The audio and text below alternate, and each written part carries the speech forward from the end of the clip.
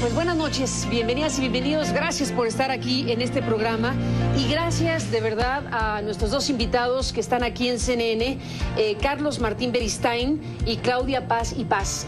Carlos y Claudia forman parte de los expertos internacionales independientes que fueron invitados por la Comisión Interamericana de Derechos Humanos para el caso Ayotzinapa. Han presentado, como se sabe, un informe, un fuerte informe en México y bueno, pues esto trae necesariamente una obligación de revisar lo que están diciendo, el resultado de su trabajo y en dónde estamos parados. Gracias, Carlos, por estar aquí. Gracias. Claudia, a los dos por estar en este programa. Y bueno, yo les invito, junto con el público, a escuchar esta nota de introducción que preparó Krupskaya Liz para hablar precisamente del informe que presentaron y volvemos con ustedes. Adelante. El grupo Este lunes el presidente Enrique Peña Nieto reiteró el compromiso de su gobierno por esclarecer lo ocurrido el 26 de septiembre de 2014 en Iguala, Guerrero, donde desaparecieron 43 estudiantes de la normal de Ayotzinapa y 6 personas fueron asesinadas. Hay 110 personas ya aprehendidas y no cejaremos hasta que todos los culpables por este muy lamentable hecho sean llevados ante la ley. El caso, como lo hemos también sostenido, se mantiene abierto. La investigación continúa. El domingo, el grupo interdisciplinario de expertos independientes nombrados por la Comisión Interamericana de Derechos Humanos para colaborar con las investigaciones sobre este caso rindieron su informe tras 6 meses de trabajo. Los resultados darían un giro de 180 grados a la investigación seguida hasta ahora por la Fiscalía Mexicana. Entre otras, señala que no existen indicios científicos que avalen que los cuerpos de los 43 estudiantes fueron quemados en el basurero de Cocula, tal y como había concluido la Fiscalía. Lo que no significa que Para Amnistía Internacional, estos fallos obligan a una revisión a fondo. El informe deja en evidencia pues la poca capacidad institucional que existe dentro de la Procuraduría General de la República para llevar a cabo una investigación como esta y en su caso, en el mejor de los casos, la negligencia que hubo por parte de los funcionarios públicos. Otro de los descubrimientos es la existencia de un quinto autobús que los estudiantes habrían tomado de manera circunstancial, pero que podría ser clave para esclarecer el móvil que detonó las agresiones.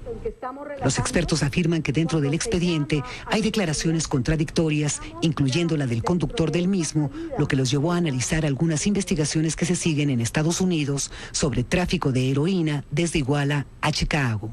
Se habla de las características de ese bus y cómo ese bus habría sido modificado para transporte de narcóticos.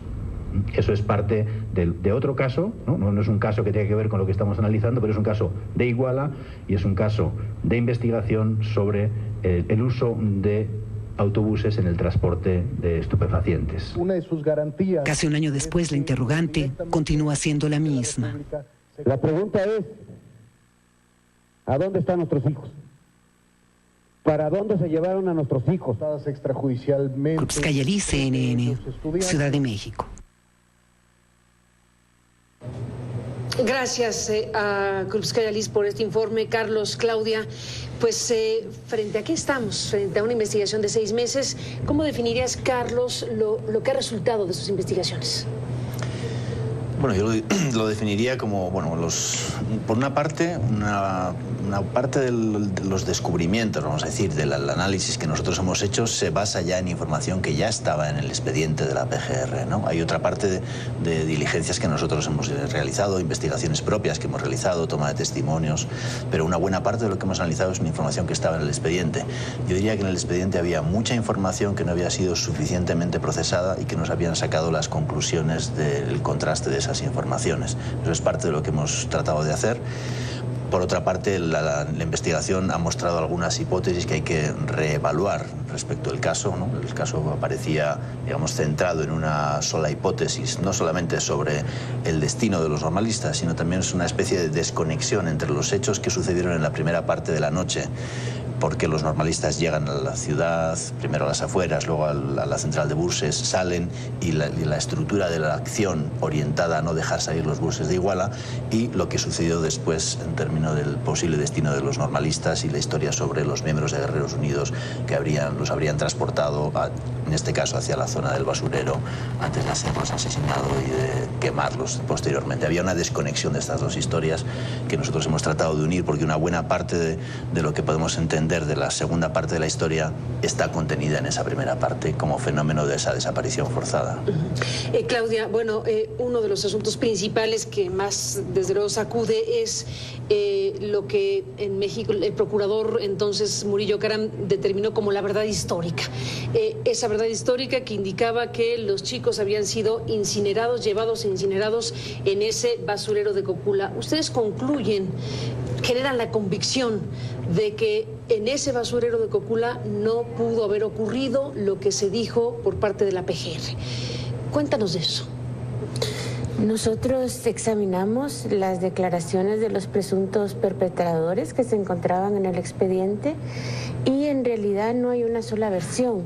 Hay 4 versiones. Hay una versión que señala la parota, otra versión que señala que los llevaron a una casa de seguridad, otra versión que señala que iban a atacar un car wash Los Peques, y esta versión del basurero de Cocula, que se construye con las declaraciones de 5 presuntos responsables. Estas declaraciones tenían incongruencias con las otras versiones que se encontraban en el expediente y también con entre sí. Algunos de estos 5 presuntos responsables señalaban, por ejemplo, que habían recibido a los jóvenes en Loma de Coyote y los habían llevado directamente al basurero, otra que los habían llevado a una casa de seguridad, otra que los habían llevado a un lugar indeterminado, y por eso es que nosotros determinamos que era imprescindible un peritaje de fuego.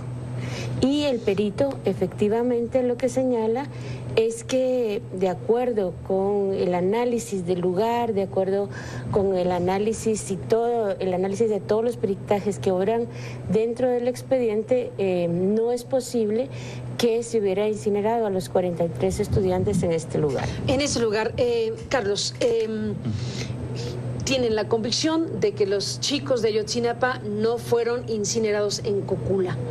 ¿Eso significa que se puede saber hoy si fueron incinerados en otro lado?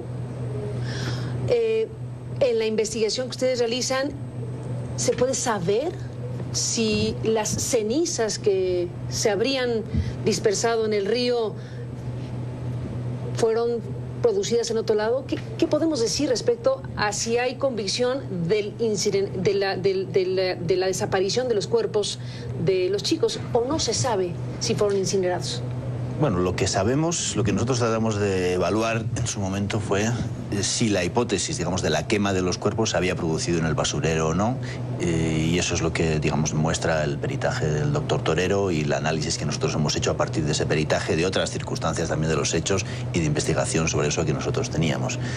A partir de ahí lo que sabemos es que aparecieron restos óseos, no cenizas propiamente, sino restos óseos, algunos de ellos calcinados y uno de ellos no calcinado, que fue el resto óseo de Alexander Mora, con el cual se pudo identificar que pertenecía, digamos, a este joven de los normalistas de Ayotzinapa, en un conjunto de otras evidencias biológicas y no biológicas, es decir, restos óseos de los cuales aparentemente no se puede sacar material biológico para hacer pruebas de ADN, que es lo que ha sucedido con las muestras enviadas en Innsbruck, ¿no?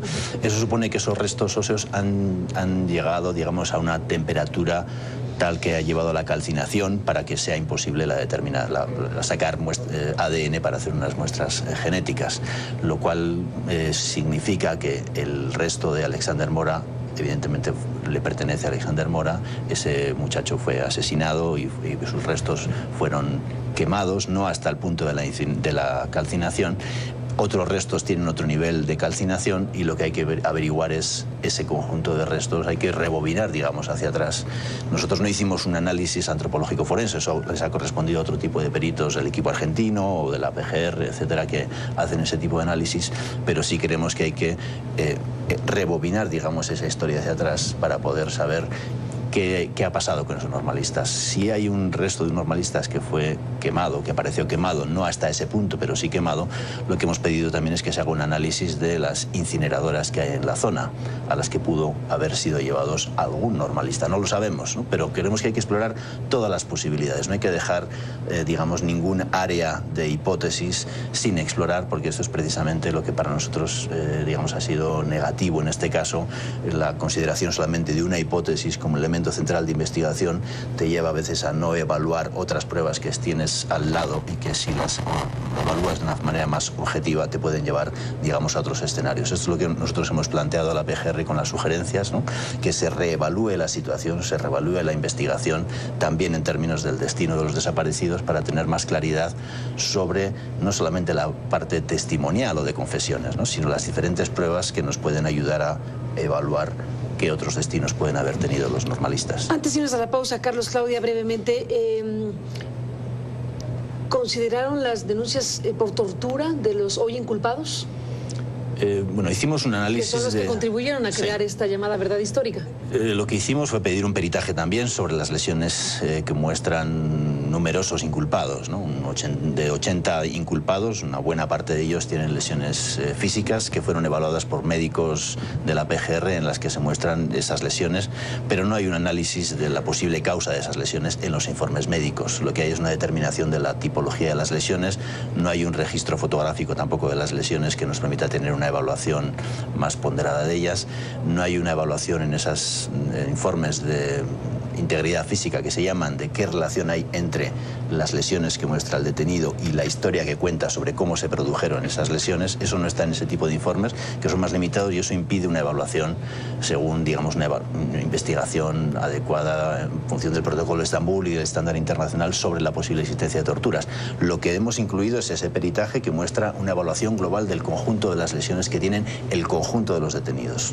Lo que hay que hacer en esos casos es una evaluación caso por caso, que consideramos que le corresponde a la CNDH en las demandas que la CNDH ha tenido de casos de tortura, de posibles casos de tortura, o a los jueces en la evaluación ante el pasanto del juez. Si hay denuncias de tortura, tendrían que ser reevaluados. Para nosotros es muy importante que quien haga esas evaluaciones sean peritos independientes. Carlos, Claudia, volvemos después de la pausa.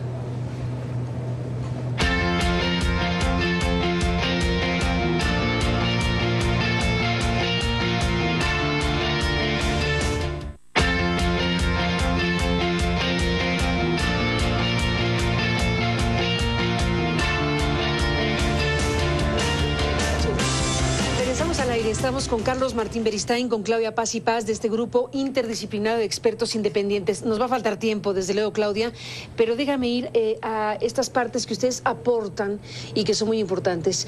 El quinto autobús, la información sobre cómo fue llevada una de las personas a una casa en Iguala por parte de agentes del Estado, digámoslo así, para preguntarle qué hacer con el capturado.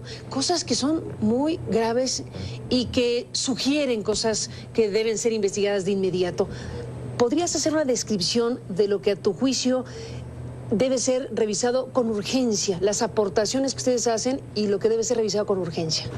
Bueno, una es la que tú mencionas exactamente, identificar plenamente este quinto autobús, determinar cuál de las versiones brindadas por el chofer del autobús es la que corresponde con la realidad, porque como explicábamos en la presentación del informe, tenemos una versión del piloto que no coincide con la historia narrada por los estudiantes, no coincide con otras constancias como la información del C4 y otra declaración manuscrita que sí coincide y que serían ambas dadas por la misma persona, sí coincide con las declaraciones de los estudiantes.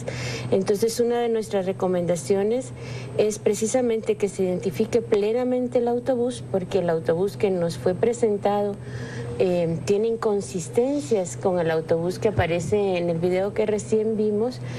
Punto número 1, que se identifique cuál fue el autobús y que se esclarezca, bueno, si el piloto mintió, por qué el piloto dio estas dos declaraciones, etcétera, etcétera. Y un punto más, ¿qué conexión podría tener este autobús con un contexto que existen en Iguala de transporte de drogas, específicamente de heroína, hacia la ciudad de Chicago. Nosotros tuvimos acceso a un expediente, que es un expediente público, una investigación que se adelantó por la Fiscalía en Chicago en contra de una parte de Guerreros Unidos. Ya están 5 miembros, me parece, consignados en Estados Unidos, y precisamente se habla de la utilización de autobuses para el transporte de heroína desde Iguala hacia Estados Unidos. Hipótesis, ¿pudieron los chicos haber tomado ese autobús que eventualmente pudiera estar en este circuito de cosas y eventualmente esto pueda ser la hebra de explicación de por qué fue tan agresivo el ataque, tan increciendo un ataque contra los chicos? Nosotros creemos que es una hipótesis muy consistente y que debe ser considerada y que no se ha tenido en cuenta en la investigación, ¿no? Primero hay, digamos... Que los chicos sin saber tomaron un autobús que pudo haber estado en este circuito. Hay varios factores que hay que considerar. Uno es, digamos, que ese bus no existía en el expediente hasta que, digamos, investigamos a partir de las declaraciones de los normalistas, ¿no? Otra segunda cuestión es, digamos, las inconsistencias en la declaraciones de testigos, el chofer tomada. Otra tercera es la diferencia entre el autobús que aparece en el registro videográfico de la central de buses con el estudio que se hizo fotográfico del bus quinto que se nos presentó. Entonces, todas esas inconsistencias, más los factores de contexto que ha planteado Claudia, muestran que esa es una hipótesis que hay que considerar. No es la única hipótesis, tal vez, que hay que considerar, pero muestran que es una hipótesis que hay que considerar. Y otros elementos que antes preguntabas, ¿qué otras cosas son importantes? Bueno, hay que determinar cuál es el lugar al que fue llevado entonces el chofer de otro de los buses, ¿no?, que fue llevado ante una persona que aparentemente era la que dirigía el operativo. Hay que determinar cuál es ese lugar y quién podría ser esa persona que dirigía el operativo. También hay que determinar que este chofer fue llevado allá por una patrulla de la Policía Estatal, según su declaración. Hay que determinar entonces cuáles son ese tipo de responsabilidades, porque eso nos puede llevar también a otras informaciones que ayuden al proceso de búsqueda. Hay que tener en cuenta que la investigación y la búsqueda son dos procesos que van de la mano, porque podemos tener informaciones de personas. Por ejemplo, hay una declaración de uno de los choferes que señala que en el escenario del Palacio de Justicia, cuando se están tratando de llevar a los normalistas, alguien dice, ahora vienen los de Huitzuco, y hay una parte de los normalistas que aparentemente fueron llevados hacia Huitzuco, a la salida de Huitzuco. Pues habría que investigar, digamos, esos hechos. Estoy planteando cosas que están ya en el expediente y que muestran líneas que son en parte de investigación de los hechos y de responsables, pero también en parte de informaciones que pueden ayudar a la búsqueda. Vamos a una pausa, Carlos, Claudia, y después de la misma entramos en la parte final. Está el C4, ustedes mismos reconocieron que no conocían que en México había un sistema de comunicación en donde se coordinan las agentes del Estado precisamente para razones de emergencia. El C4 operó, las autoridades federales, estatales y municipales estuvieron en comunicación y silencio, en un fenómeno también muy importante que ustedes describieron. Después de la pausa, regresamos en la parte final.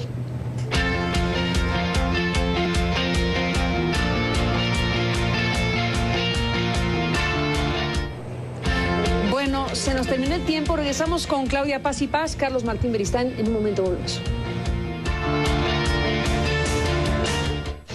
Bueno, Carlos, Claudia, nos despedimos en esta parte final. Los militares, el C4, ¿cómo cerramos con esto? Pues en el expediente de investigación se encuentran todos los registros del C4. El C4 da cuenta de llamadas aún antes de que los estudiantes llegaran en las cercanías de la ciudad de Iguala. Hay llamadas al C4 cuando los estudiantes llegan a la central camionera. Hay llamadas que registran los incidentes sobre la calle Galeana y Juan N. Álvarez. Y lo que nosotros nos llamó poderosamente la atención es que así como había una intensidad de llamadas, había momentos de silencio. Entonces tenemos una primera parte muy documentada a través de los registros del C4, luego más o menos una hora de silencio, luego cuando se da el segundo ataque a los estudiantes en la calle Juan N. Álvarez hay silencio, pero sí están registrando el incidente que ocurrió con el bus donde se conducían los estudiantes, los integrantes del equipo de los avispones. No tenemos una explicación clara, pero en el expediente sí hay una nota de Protección Civil que informa que en un momento determinado Sedena tomó control de las comunicaciones. Es algo que a nosotros nos llama mucho la atención, sobre todo esos periodos de silencio cuando, dado que habían disparos, era presumible que ciudadanos estuvieran llamando y registrando, informando de que estaban ocurriendo estos incidentes. Nos despedimos, Claudia, brevemente, antes de que vayamos con Carlos en la parte final. Hablaron con todos, salvo con los militares en directo. Esa petición está abierta y sería muy importante que el gobierno mexicano la aceptara. ¿Qué les dijo Abarca, el presidente municipal? Qué esencial, porque la sociedad mexicana no ha podido oírlo. ¿Qué les dijo a ustedes? Nosotros tuvimos la posibilidad de entrevistarlo en prisión. Abarca y la esposa. A ambos, sí, a ambos. Y ellos pues niegan su participación en los hechos. Ellos indican que estuvieron en el evento del DIF y que posteriormente se fueron a cenar y luego se dirigieron a su casa. Eso es lo que nos indicaron a nosotros. Carlos, ¿con qué te despides? ¿Con qué nos despedimos en este programa? ¿Qué mensaje dejar? Para nosotros, digamos, el trabajo realizado hasta ahora y el informe que acabamos de publicar es una oportunidad para cambiar las cosas, ¿no? Es una oportunidad para fortalecer la defensa de los derechos humanos, la lucha contra la impunidad.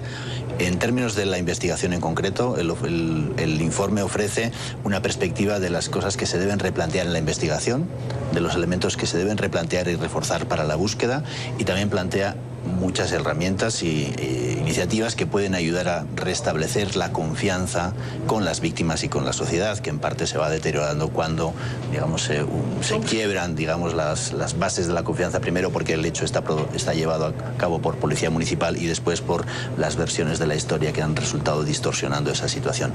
Creemos que el informe es una oportunidad de transformación y así lo hemos presentado a la sociedad en general y a las autoridades en particular, y para nosotros lo importante es cómo se replantean las cosas, no tanto el análisis. Hay una parte que es el análisis de lo que ha sucedido, de los problemas que ha tenido esa investigación y ese proceso de búsqueda, pero también hay numerosas propuestas y recomendaciones de qué es lo que hay que transformar. Y el caso que tocó la conciencia de México y la conciencia del mundo puede también convertirse en el caso que ayude a transformar y a tener nuevas herramientas en México en la lucha contra la impunidad. Ese es el objetivo de nuestro trabajo, la orientación de ese trabajo y el establecimiento de una comunicación con las autoridades y con los familiares que esperamos que siga fortaleciéndose en este tiempo. En 30 segundos, ¿se quedan en México? ¿Más tiempo? ¿Eso está decidido o no? Escuchamos que sí, que hay anuencia del Estado de México para seguir, y la Comisión Interamericana señala el acuerdo que tomará esta decisión previa consulta a las partes. ¿No se sabe cuánto tiempo más sería? No, todavía no se sabe cuánto tiempo más. Vamos a tener próximamente una conversación con las autoridades del Estado, para poder evaluar esa situación, y esperamos que la decisión sea tomada por la Comisión Interamericana. Lo veremos, Carlos, Claudia, a los dos gracias por estar aquí.